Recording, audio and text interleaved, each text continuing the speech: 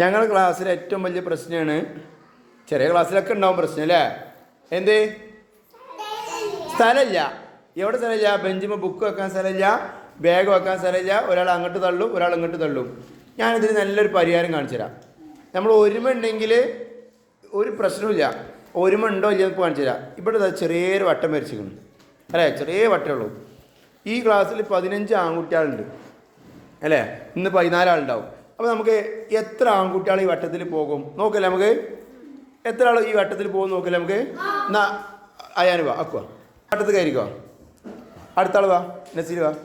പെൺകുട്ടികൾ നോക്കണം, വട്ടത്തിന് പുറത്ത് പോകേണ്ട നോക്കണം. ഒട്ടി നിൽക്കണം. വാ, ആ വെഞ്ച് മുഴുവൻ വരി, ആ വെഞ്ച് മുഴുവൻ വരി, എല്ലാവരും വരി.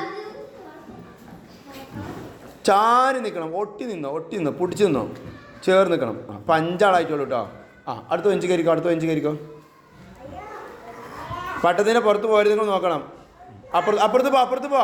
ഇവിടെ തന്നെ നിൽക്കല്ലേ, അപ്പുറത്ത് പോ. അയാന് 9, എണ്ണിക്കോളി 9. ജയാന് ജയങ്കരെ 10. സേതാൻ ഇവിടെ 10, 11. അടുത്ത ആള് അയാന് വട്ടത്തിൻ്റെ ഉള്ളിൽ കേട്ടോ. 12. അംദാന് 13.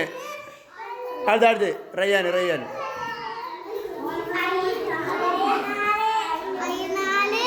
എത്ര ആളായി? ആ, എന്നാ അജും കൂടി കയറാം. 15 അല്ലേ ഒരു വട്ടത്തിനുള്ളിൽ?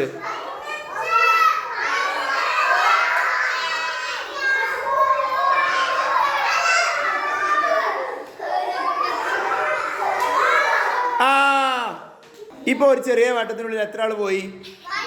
15 ആള്.